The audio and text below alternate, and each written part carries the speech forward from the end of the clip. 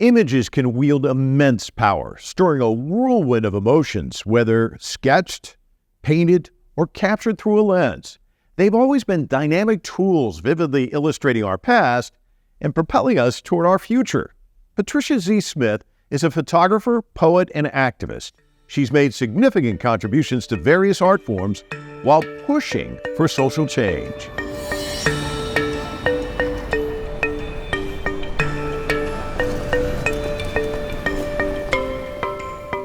I met Patricia Smith at her home in Washington, D.C.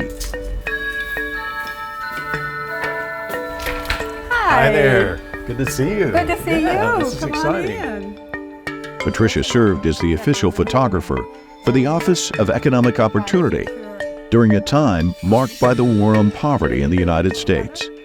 The photography business has changed a great deal. Talk to us about the evolution, because you've watched it right before I've your been eyes. in it. You've been in it? Yes, you have, haven't you? I have, absolutely. Well, these are photographs that, I lived in the Valley in Tennessee for 10 years and came back and thought, I wonder if I still have it. Can I still do this? And I had I made this thing. Mm-hmm. It's linen, it's like a little envelope, a little whatever. And then I went out with my tripod. It's like, I'm going to find something I can take photographs of. And around the corner, there was just some recently done cement, and there was a string. You know how they do that string thing with cement? So I took these pictures with my tripod, all in different contortions.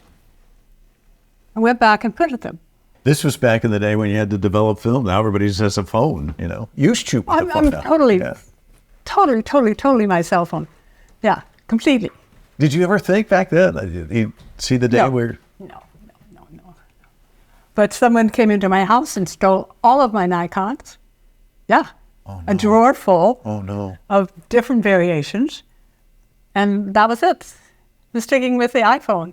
It serves me very well. But I found out I did still have it. If you look close, people confuse these for lithographs or drawings. Right.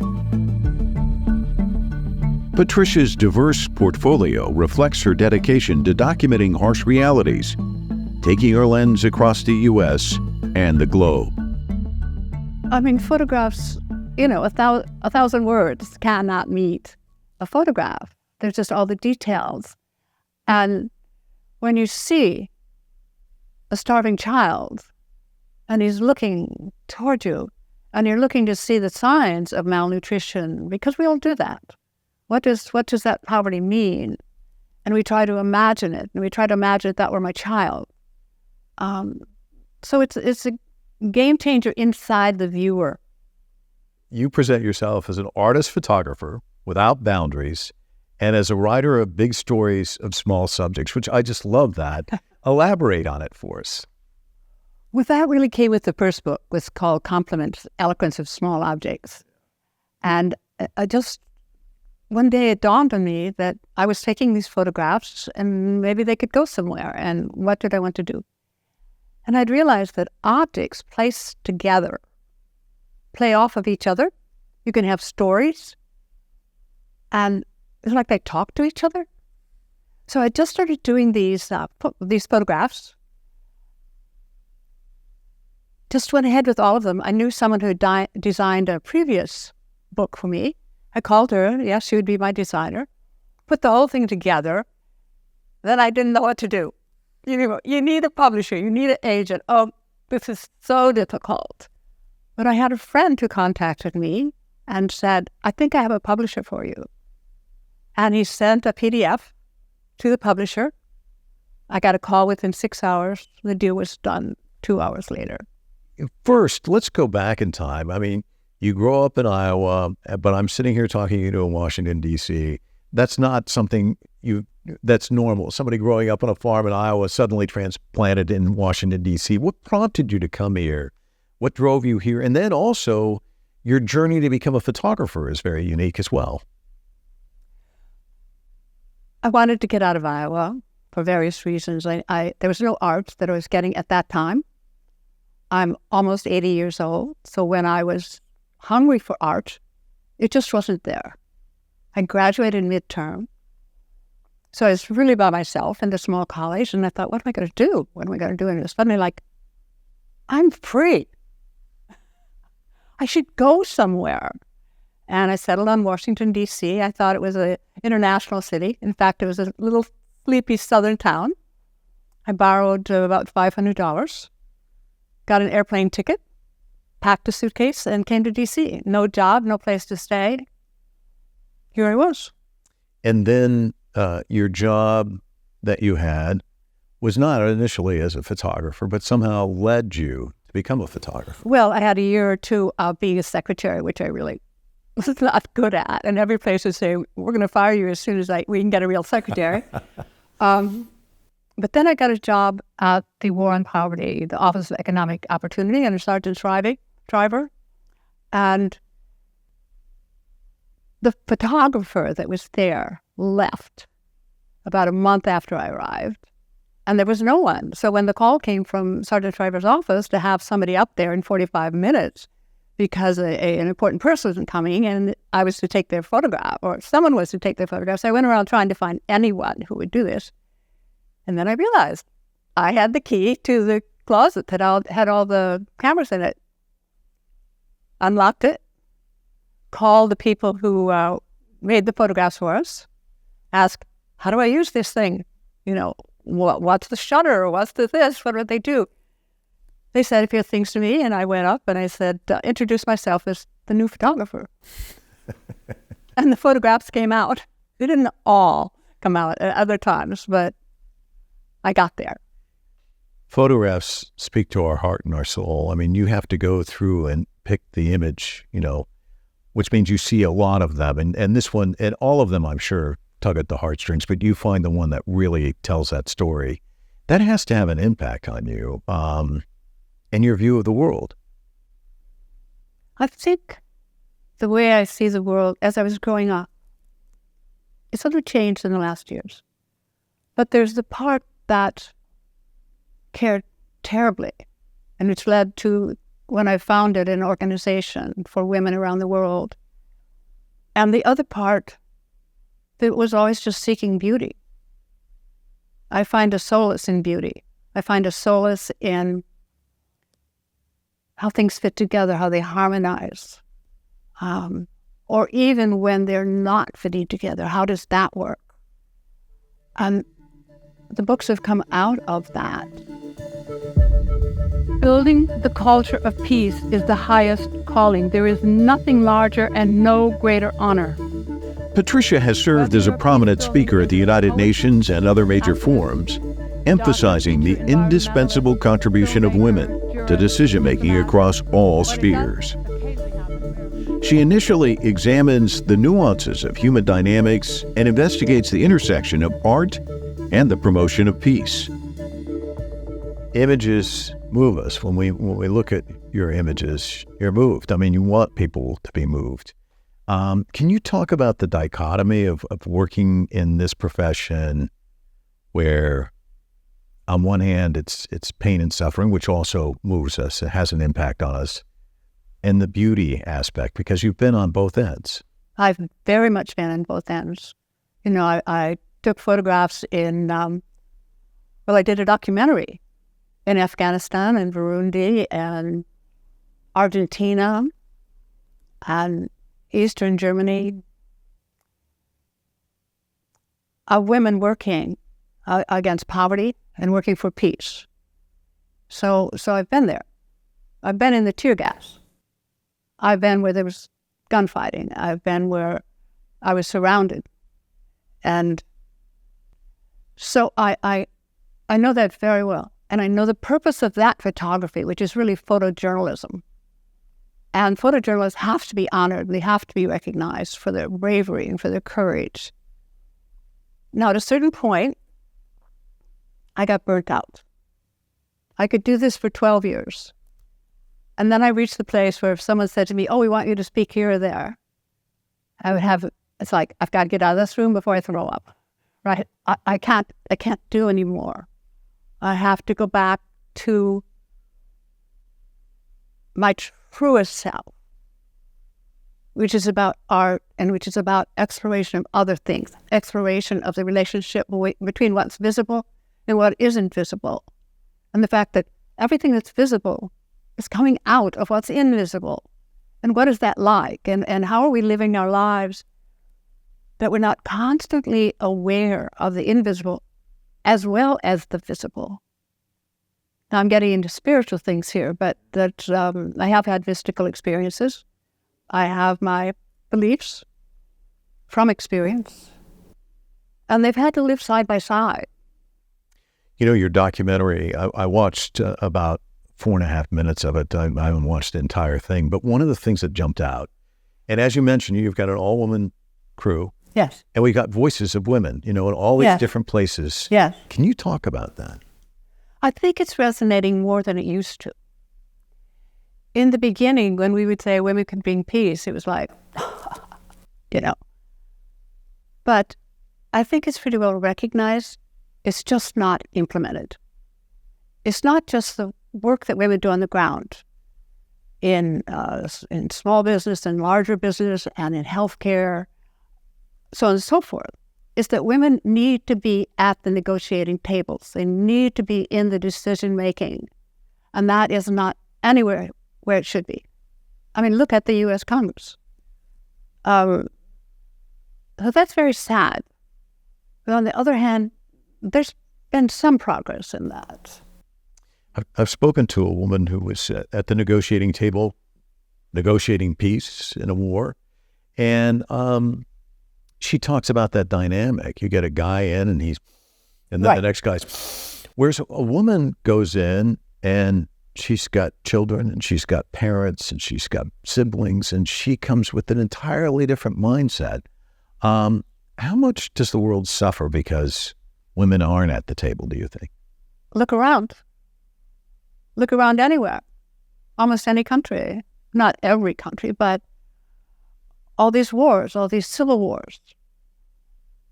That's male driven. I'm sorry. You're a very nice man. But Keep them coming. I'm a big guy. I've got broad shoulders. I'll accept all the incoming. But that is male driven. That we must win. The way we are safe is to be stronger than the next person. We're stronger. Our safety comes from being stronger. Not that our safety comes from working together for the common good, for your good, for my good, for the children's good. That's more feminine. It's a feminine principle. They're masculine principles and feminine principles. And men have feminine principles and women have masculine principles. But we know that caretaking, we know that listening, those are basically female characteristics. So what does peace mean for you versus me, do you think? Is it because of this difference between a male and a female? Let's say we're sitting at the negotiating table. What does it mean to you versus me, you think? That when the man comes into the room, he's going to sense power in a dynamic in the room. He's going to instinctively know who's holding the most power. And he's going to instinctively try to match that power. So if you're trying to match power instead of solving problems on the ground, which is where we actually live, on the ground, you're going to miss your children, your grandchildren, the people you don't know. The people who are being prejudiced against, the people who can't get jobs. You're gonna miss those, even if you don't want to. And women they're just going to go, how's this going to affect my grandchildren? Is this war necessary? What's it about even? Right? Her works also include 60 Years, 60 Voices, Israel and Palestinian Women, a publication which offered a rare perspective on the possibility of Middle East peace through the female eye. Did you find, which I would find interesting, did you find that when you talk to the Israelis and you talk to the Palestinians, these women had kind of the same worldview that I don't like war and I want to figure out, mean, is it just kind certainly, of... Yeah. certainly that. Yeah. Yes. Well,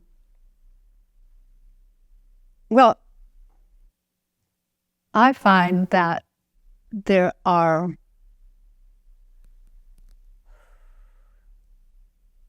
this is a difficult topic. There are women who are absolutely identical. But let's face it, the Palestinian women have a more difficult life. On both sides, people have family members that have been killed.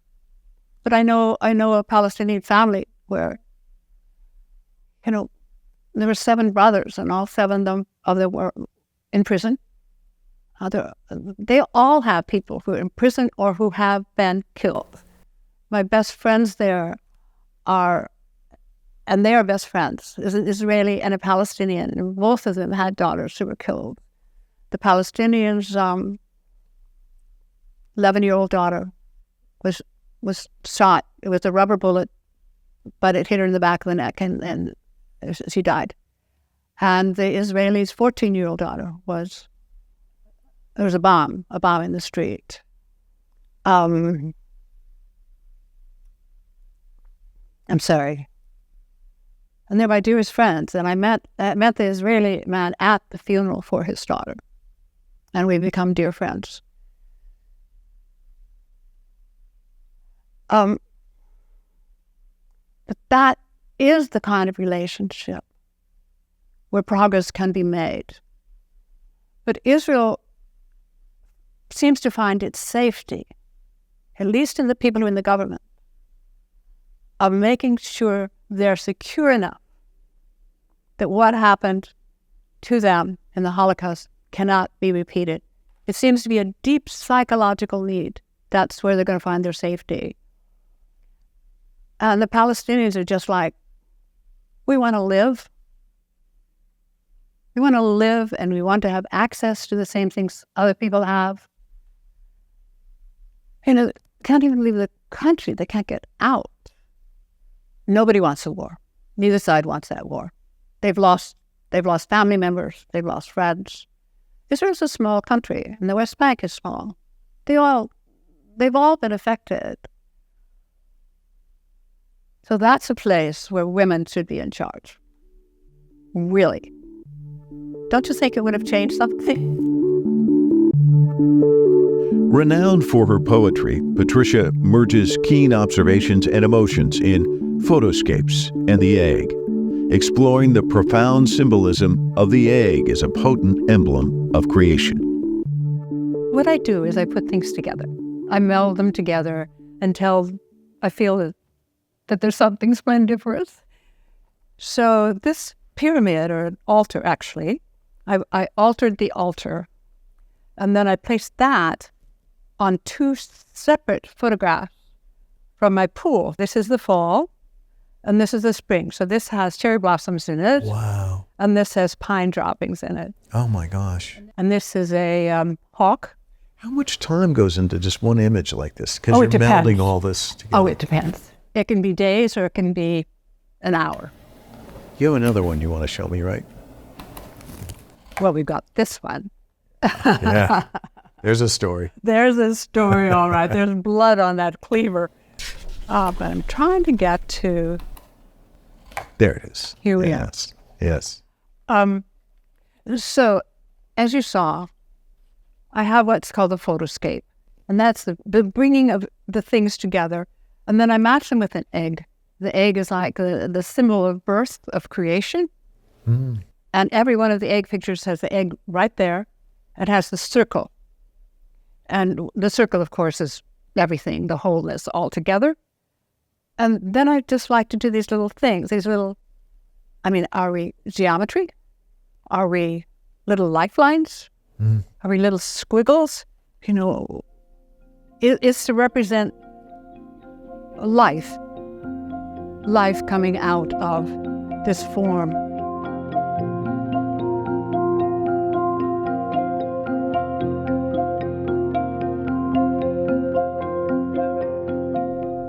I'm going to ask one final question, and it deals with a review of your work in the book Compliments, and it reads like this. and I just love this, and I want you to talk about it. Patricia Smith's photographs are like dreams to be unpacked. I just love that. And looking at your images, I get it too. I mean, that's quite a compliment in a sense, isn't it? Yeah, from a Jungian psychiatrist, Jungian analyst. Yes, it's true. It sums it up. But you have to be willing to let the dreams unfold and to impact you. You have to be willing. You have to be willing to go into the mystery. You have to be willing to go into places that you can't identify, that you can't name, that are hard to explain to others, but that you recognize there's some kind of truth there. There's some kind of obscure truth. And if that little seed is planted in someone, they will follow that. When they see something else they don't quite understand, they'll be like, oh, there's that thing again. Oh, I think I get a bit more of it. You know, the beyond space, beyond time, beyond physical. Not that the physical isn't great. It's spectacular. But it all came from somewhere. And we're in that. And I get to play around with it. Well, it's been a dream interviewing you. Thank you so much for your time. Thank you, Mike, very much.